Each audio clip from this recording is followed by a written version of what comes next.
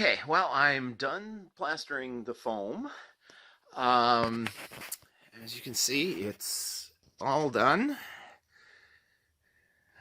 I just have to wait for the last batch that I did to dry.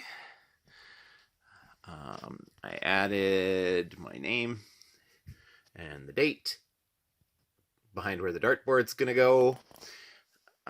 So it's all done. Once it's dry, I'll be able to sand it and then do some dry brushing and some texturing with paint to make it look more like real stone and less like just kind of concrete blocks.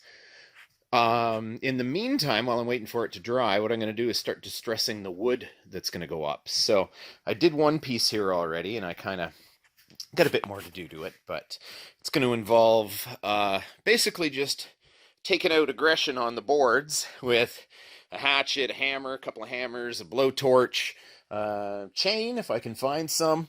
And once it's all torched, then all the pieces of wood that I've got are done. I'm going to stain it so it's a nice dark, rich color, and then maybe give it a coat of rub-on urethane too.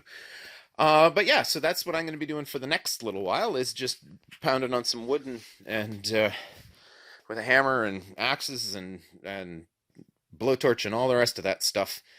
Yeah.